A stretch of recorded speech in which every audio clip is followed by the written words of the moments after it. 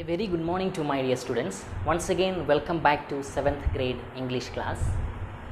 I think we have 3 more chapters yet to be finished from the course book and 2 more chapters yet to be finished from the reader.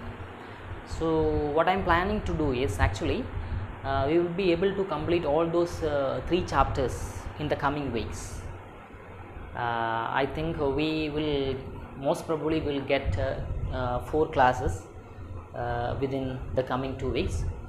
So I think I will be able to finish all these chapters in the coming 2 weeks, and meanwhile I will also plan to arrange some live classes in order to complete the portions from 2 chapters from reader. So anyway, I will let you know about the timings of those live classes which are going to be conducted this week, most probably on the coming week, or on this week, or in the next week. Okay, anyway, I will let you know about the timings. Okay, so today actually we are actually planning to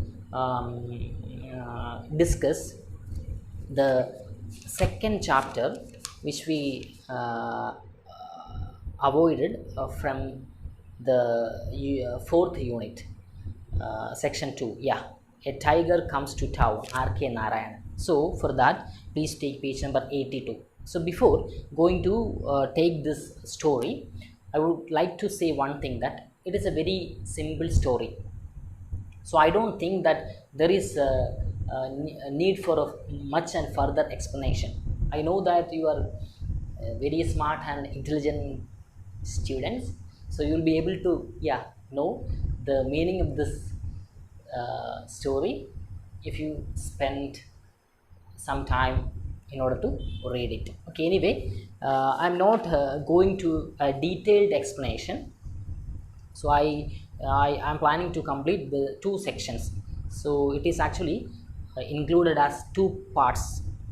A tiger comes to town 1 and a tiger comes to town 2. So there are 2 parts are there.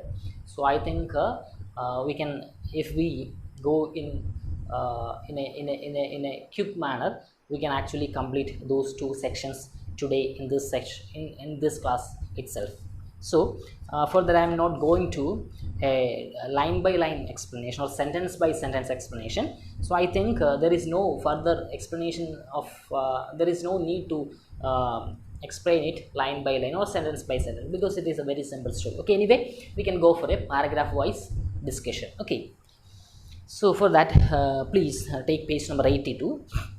The narrator, The Tiger Comes to Town, part 1, written by R.K. Narayan. Okay, so this story is written by the famous writer R.K. Narayan. Okay, and now we can start the story. The Tiger Comes to Town, part 1. The tiger, the I in this story is a huge tiger who has escaped from a circus and is roaming about in a city. Now that he has the opportunity to study the behavior of human things in their natural environment, what does he think of them? So this story is nothing, but the story is narrated through the point of view of a tiger. And what is actually the situation being discussed in the story? Yeah, a tiger got escaped from a circus, and after that the tiger actually passed nearby the town, or passed across the town, and what all things he actually what are things he actually did there. So this is actually the theme of this story. Okay, anyway, we can go for a paragraph wise discussion. Listen. It was still a busy hour in the city when I entered Market Road. People ran for their lives at the sight of me. As I progressed through, shutters were pulled down and people hid themselves under culverts, on trees and behind pillars. The population was melting out of sight. At the circus, I had had no chance to study human behavior.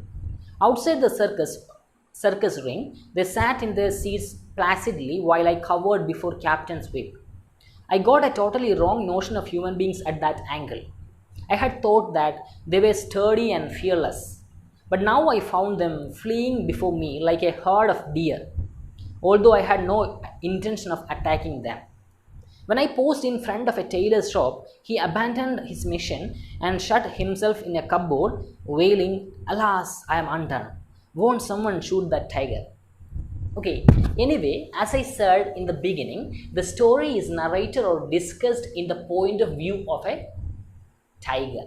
So we can say that the story is first person narration, because tiger being the central character of the story, or the story is being narrated or explained through the point of view of this tiger. So in the first 3 paragraphs, it was clear that a tiger escaped from a circus ring, and then soon tiger went to the town, and as soon as people detected the presence of the tiger, everyone got scared. So what all things happened in the city? All people shut down their or closed the shutters, and they actually hid themselves inside the houses, inside the shops, and no one could ever detect the presence of a single human being outside in the city or outside the houses or shops. And now the tiger remarked that while he was spending his days in the circus ring, he could not get a chance to mingle with human beings. So the tiger was of the opinion that he couldn't get a chance to know the behavior of man or behavior of human beings. So tiger thought it was actually the right time to go to a city and try to familiar with the behavior of human beings. So for that purpose, tiger actually escaped when he got a time to, or he got a chance to escape from the circus ring. He thought that it would be the perfect time in order to know something more about the human beings. And the tiger, when he was in the circus ring, thought that human beings are steady means very strong, and they don't have any fear.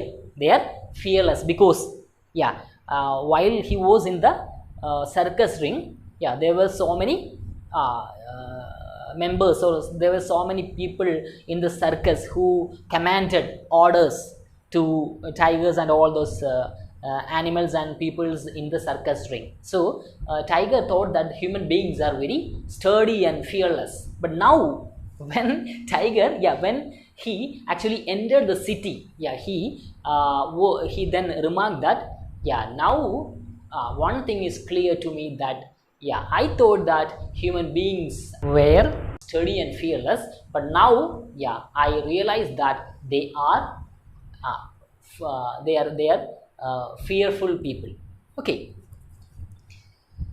And in the first 3 paragraph, it was vividly explained the activities or the actions of the people when they detected the presence of the tiger. They all closed their shop, they hid themselves inside the houses, shops and all those things. Okay.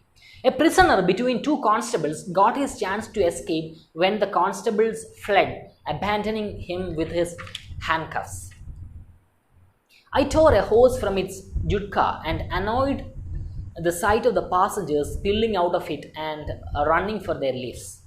Later, I learned from my master of the chaos that befell the city when it became known that captain had been destroyed and that I was somewhere in the city. Sheer hopelessness seemed to have seized the townspeople. They withdrew to their homes. They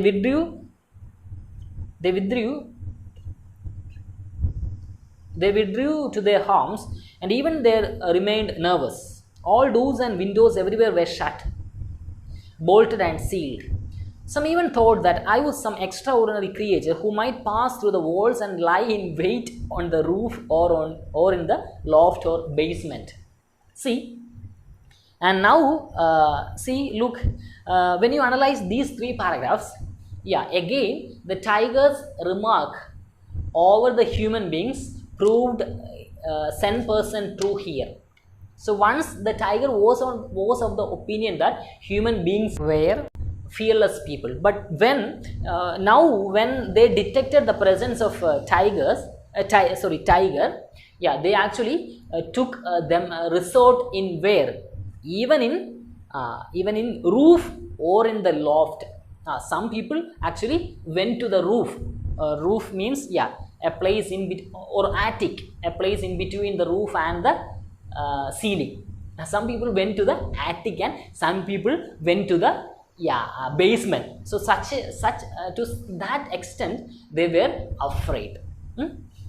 And the tiger here cunningly, or it was R.K. Narayan here mockingly said a particular comment that, yeah, some even thought that I was some extraordinary creature who might pass through the walls and lie in wait on the roof or in the loft or basement.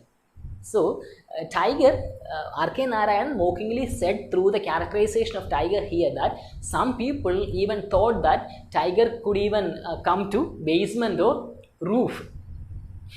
That is what they took themselves resort in where, in the roof or in the attic or in the basement. Okay, poor people living in huts had real cause to worry. I could have taken any of their homes apart, but why should I? One could understand their fears, but why should those living in brick and cement houses feel nervous? It was due to their general lack of sense of security and an irrational fear of losing their assets. Why should an ordinary simple tiger have any interest in them, either to destroy or to safeguard?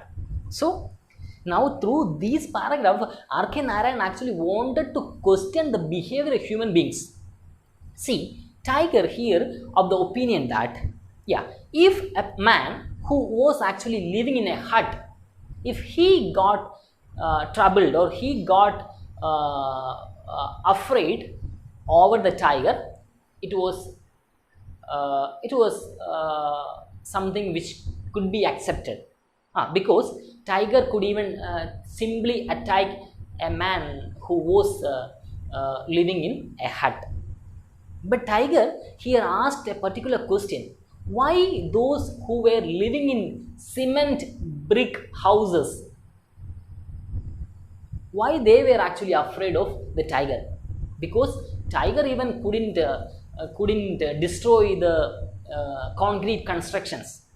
Then if someone who was actually living in the hut, they had actually a cause of worry. But what about and tiger asked himself that why those who were actually living inside the brick made houses be afraid? Because they were actually living in extreme safety. Then through the characterization of tiger, R.K. Narayan wanted to criticize the human behavior. Yeah, that is what here it is said, that it is clearly because of a lack of sense of security and an irrational fear of losing their assets. Okay, yeah. Because people, human beings are always afraid of losing their assets.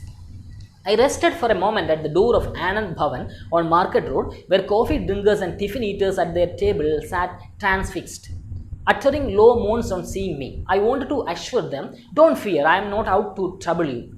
Eat your tiffin in peace, don't mind me. You nearest to me, hugging the cash box, you are craven with fear, afraid even to breathe. Go on, count the cash. If that is your pleasure, if I just want to watch, that is all. If my tail trails down to the street, if I am blocking your threshold, it is because I am told I am 11 feet tip to tail. I can't help it. I am not out to kill. I am too full. I found a green pasture full of food on my way. We don't need any food for several days to come. Sorry, won't need any food for several days to come. I won't stir, not until I feel hungry again. Tigers attack only when they feel hungry, unlike human beings who slaughter one another without purpose or hunger. So there also, in this paragraph also, R.K. Narayan wanted to criticize the human behavior. So when all people came to realize the presence of the tiger, they all got afraid. They became afraid. They all got tensed.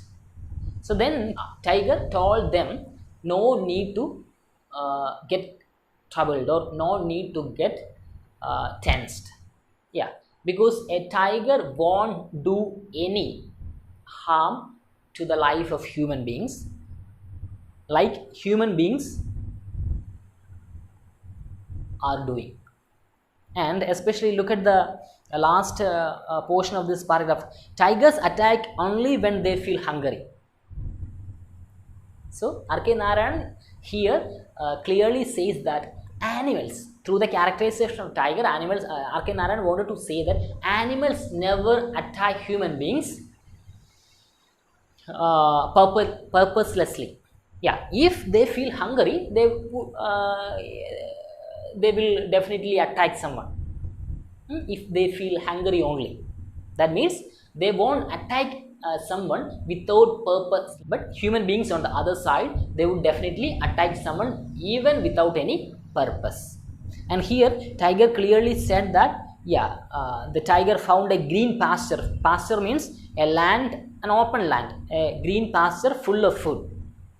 Tiger actually, yeah, was in search of some food, and if his hungry once fulfilled, he would come back. So he would not do any harm to the life of human beings. But on the other side, human beings are not like that. Human beings, they actually have a tendency to even to do some harm to others people, even without any purpose. Okay, now turn over the page and take next page. To the great delight of children, schools were being hurriedly closed. Children of all ages and sizes were running helter-skelter, screaming joyously, "No school, no school, tiger, tiger." They were shouting and laughing and even enjoyed being scared. They seemed to welcome me. I felt like joining them, so I bounded away from the restaurant door and trotted along with them. At which they cried, "The tiger is coming to eat us. Let us get back to school." Back to the school. Okay. Detecting the presence of the tiger, yeah, the children also got tensed, and they started going away from the school. And seeing this sight, the children, the tiger thought that, tiger thought that the children were also welcoming the tiger. So tiger actually went to the side of the children, and when children saw tiger actually approaching them, yeah, suddenly they actually, they got scared, and they went back to the school, and they took resort themselves inside the school. I followed them to their school gate, while they ran up and shut themselves in the school hall securely. I ascended the steps of the school, saw an open door at the far end of the veranda, and walked in. It happened to be the headmaster's room. I noticed a very dignified man jumping on his table and heaving himself up into an attic. Attic means, yeah, a place in between the roof and the ceiling. I walked in and flung myself. Flung means an act of throwing away. Okay. I walked in and flung myself on the cool floor, having a special liking for cool stone floors, with my head under the large desk, which gave me the feeling of being back in the Mimbi cave. As I drowsed, I was aware of the cautious steps and hushed voices all around. I was in no mood to bother about anything. All I wanted was a little moment of sleep. The daylight was dazzling. If in half sleep I heard the doors of the room being shut and bolted and locked, I didn't care. I slept. So then, accompanying the children, the tiger also went into the went inside the school, and he ascended the staircase, and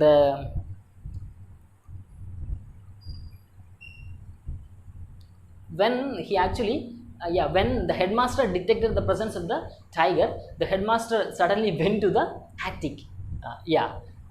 That much he was afraid.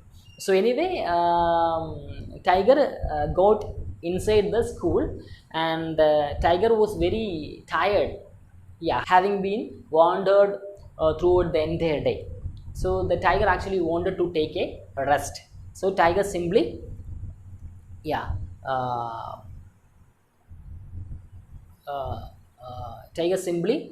sat on a cool floor, and it was a very pleasing feeling for him to take rest on such a cool floor.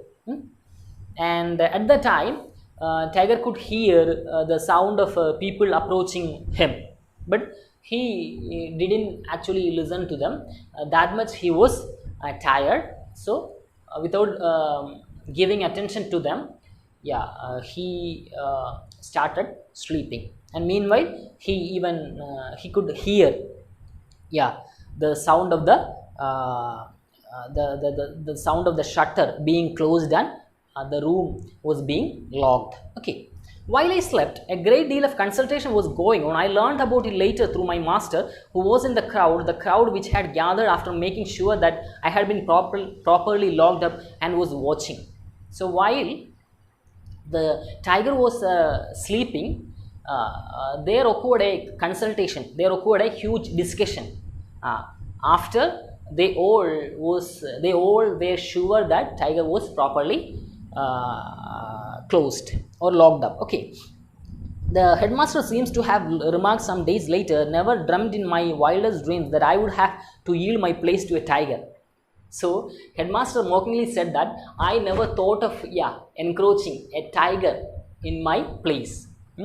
A wag had retorted. Wag means a person who enjoys making jokes. A funny person mentioned that might be one way of maintaining better discipline among the boys. It might be because tiger encroached your place in order to make better discipline for the school. It was actually it was really a mocking comment, because because with the presence of headmaster, the school didn't have any discipline. So the encroachment of the tiger, or the ascension of the tiger into the headmaster's room, would be a good way of maintaining discipline among the children. Okay. Now that this brood is safely locked up, we must decide, began a teacher. At this moment, my master pushed his way through the crowds and admonished them. Never use the word beast or brood. They are ugly words coined by man in his arrogance. The human beings thinks all other creatures are beasts. Awful word. Then suddenly the master means the man from the circus ring, when the teachers and the people who actually assembled there addressed tiger as a brutal one or as a beast or something like that, the master got angry, and master said that first of all, they all should learn to treat animals in a good manner. And he was of the opinion that it was not better to address animals as beast or brute, because if they were willing to address animals as beast or brute, the address or the name would be more suitable to who? Suitable to human beings. Is this the time to discuss problems of vocabulary? Asked someone. When master remarked such a comment, one man intervened and asked, whether it was actually the right time to discuss about all these things. Okay. Why not? Retorted my master, at which they looked outraged. Outraged means violent. Someone said, what a reckless man you are. Who are you? You are asking a profound question. I have no idea who I am. All my life I have been trying to find the answer. Are you sure you know who you are? So in that way, some quarrels using words occurred there. The master taking the side of the tiger, and all the people who assembled there taking the opposite side. Okay. Crazy beggar, with a tiger in there ready to devour us. But for the strong door, this is the time for useless talk. Let us get on with business. What business? What is going to be? Asked my master. Everyone was upset at this question. We must think of those children shut in the hall, said a teacher. Open the door and let them out, said my master unasked. It is not your business to advise us. Who are you? Second time you are asking the same question. I say again, I don't know, said my master. Get out of the school premises, said a man who acted for the headmaster in his absence. You have no business here. We can't have all kinds of intruders. Did the tiger come on your invitation? Asked my master. So in that way, there occurred so actually every people got scared with the presence of the tiger inside the school. So there occurred a conversation in between the people who assembled there with between the people who assembled there and that of the master of the circus ring. And the people who assembled there of the opinion that they should locked up this tiger inside a room, and in that way they should ensure the security of the children. And for that purpose they were actually calling or addressing the tiger as a brute and beast or something like that. And at the time, on the other side, the master got angry with such kind of addressal, and he was of the opinion that if they were actually calling an animal like a tiger as a beast, it was, the name was actually better suitable to whom? Human beings. And then they were of the opinion that it was not actually a time for such vocabulary discussions. So in that way, and they were of the opinion that they had to do something for making the safety of the children. Okay. And when again the master expressed his own comments, they were of the opinion that the master was an intruder, and they didn't accept the opinion of intruders. Then the intruder politely, or intruder asked a mocking question, asked mockingly that was the tiger, whether the tiger was there, whether the tiger came there as per their invitation. So in that way, with this note of quarrel between the master and the people assembled there, the first part of the story ends. Okay, now we can go to discuss the second part of the story. Meanwhile, the honorary magistrate forbids the master from entering the room where the tiger is. Let us find out if he manages to enter the room. Then maybe the neighborhood or the people assembled there, maybe the people assembled there might call the honorary magistrate, because it was actually a serious problem. The tiger actually entered a school, and where there were so many students, so in that way it became a social issue. So for that purpose they might call a honorary magistrate or someone like that. So anyway, here the honorary magistrate forbids the master from entering the room where the tiger is. Okay. Meanwhile, I awoke after a very good stretch of sleep and heard voices outside. I looked up and saw the headmaster covering in the attic. I stretched myself and roared, for no particular reason except that I felt alive. The poor human being in the loaf must have trembled at that moment. So when the tiger actually woke up from his sleep, he roared. And when the headmaster heard the sound of tiger, he was almost trembled. I tried to assure the headmaster by raising myself and putting up my forelegs on the wall, scratching it and growling softly, which must have shaken the poor man so that he seemed to lose control of his bowels and bladder. So actually the tiger actually did something. The tiger actually raised himself, putting up his forelegs. Forelegs means the four legs, the first two legs, the forelegs on the wall, scratching it and growling softly. The tiger was actually trying to convey the headmaster, who was actually sitting in the where the headmaster was sitting, in the attic, that the tiger wouldn't do any harm to the headmaster. So at that time, when headmaster saw all these actions of the tiger, he got troubled, or he got trembled and he got afraid. No one is going to shoot, said my master. You will see the tiger come out and walk off with me. One of you take a ladder in and help the headmaster come down from the attic. Then the master said that no one was actually going to shoot the tiger, and you have to watch me. I will show you that tiger without doing any harm to other people following him. Okay. One of you take a ladder in and help the headmaster come down from the attic. So, and he also said that, yeah, someone please help the headmaster to come down. Did you mean to say you are going in as you are without arms or protection? Yes, that is what I am going to. We have no time to waste. The chairman of the Tiger Committee said, by the powers vested in me, in my capacity as the second honorary magistrate, I give you notice that you shall not open or not open nor enter the room.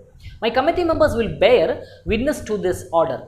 It comes into immediate force, notwithstanding the fact that it is not yet in written form. He looked around at his members who crowded near the window bars as they assented. My master asked, why will you prevent me from going near the tiger? They were at a loss for an answer. It is unlawful to commit suicide. Maybe, said my master, but which law section says that a man should not approach a tiger? Are not circus people doing it all the time? Yes, replied the chairman weakly, but that is different. I can tame a tiger as well as any circus ringmaster.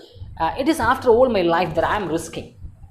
And when the master was actually planning himself, in order to enter the tiger's room, the people who assembled there, I mean the chairman of the tiger committee, so there soon they actually formed a committee and they called the service of a magistrate, and the magistrate and the entire team was not allowing the master to enter into the room.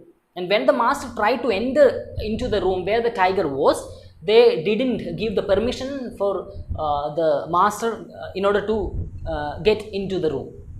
Then master asked why they were actually stopping him from entering into the room. Then they were of the opinion that they would never allow a person to suicide himself. So they simply thought that if the master entered into the room, the tiger would definitely kill the master. So they thought that if they allowed the man to enter into the room, that was almost similar to killing him. So they said that it was unlawful to commit suicide.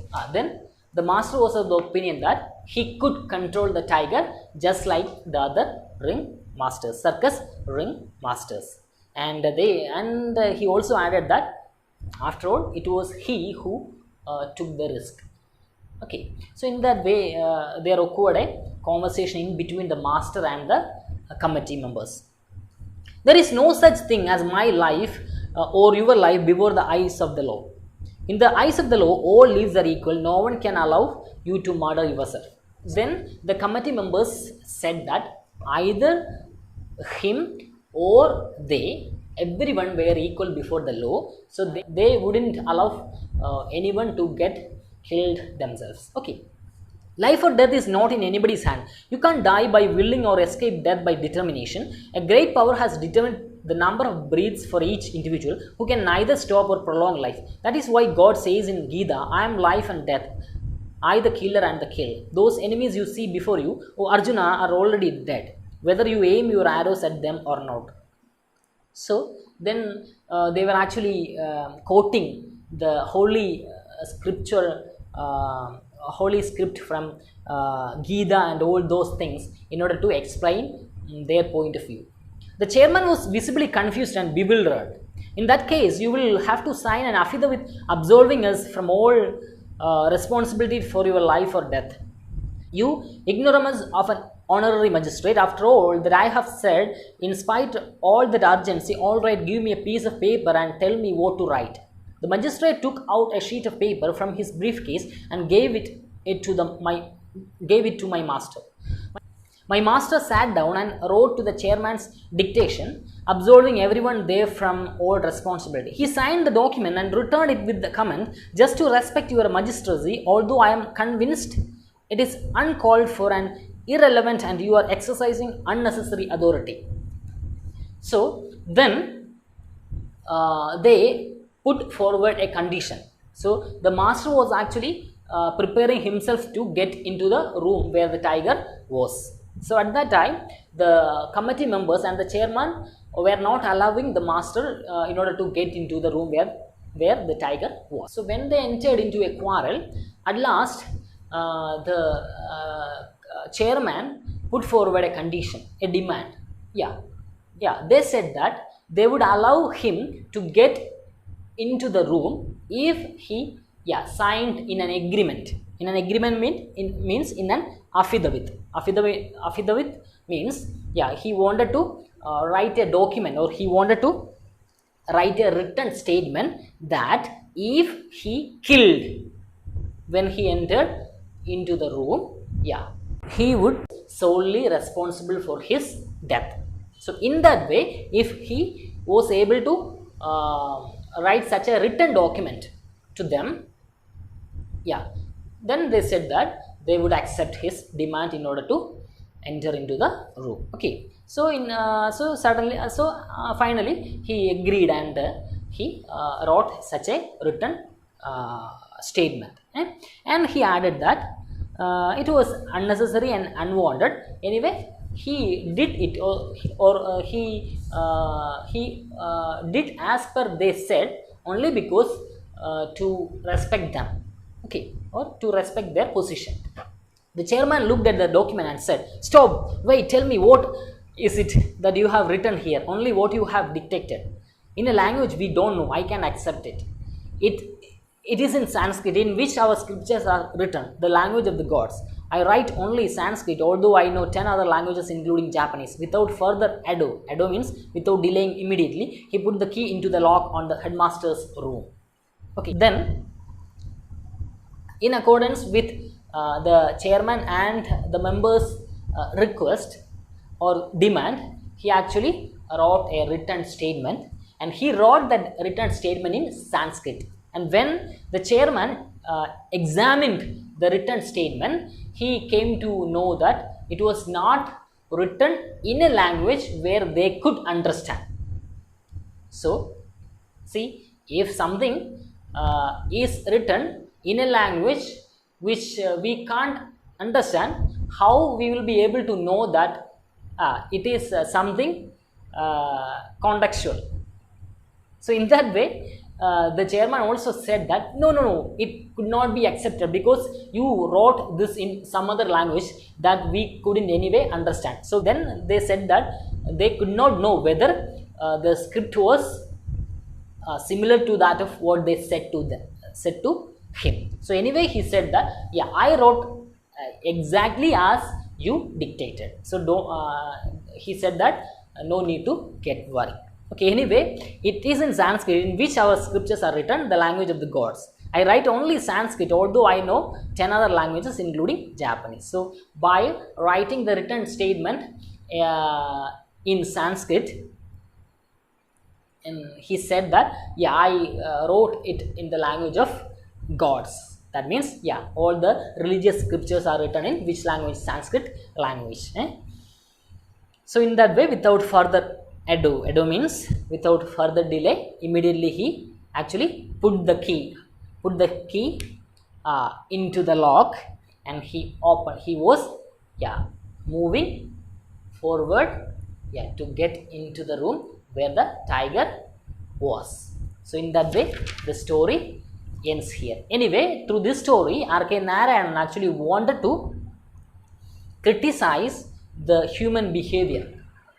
So there were two characters: tiger representing animals on one side, and human beings, the chairman and the people who assembled there on the other side, representing whom? The animals, human beings. So, and R.K. Narayanan actually here trying to contrast the characters of animals with that of human beings. Okay, so in that way, R.K. Narayanan finally, concludingly wanted to say that animals are better when comparing to human beings, because animals will not do any harm without a purpose, but human beings, they used to do harm to other people's life without any purpose, or without any purpose. So in that way, to a greater extent or to a broader sense, human beings are yeah, exhibiting all the qualities of animals nowadays. So in that way the story ends. So I hope that you got everything which we discussed today. So I think it's a time to wind up. Anyway, we completed one story, so it is so I advise you to go through the story. You have to read the story twice or thrice, and you have to read sentence wise or reading. Then only you will be get to familiar with the content of the story. Anyway, I hope that now you got at least an idea about the story. Now you can read by yourself and get familiar with the content of the story. Anyway, I think it's a time to wind up. Thank you and have a nice day. Bye bye.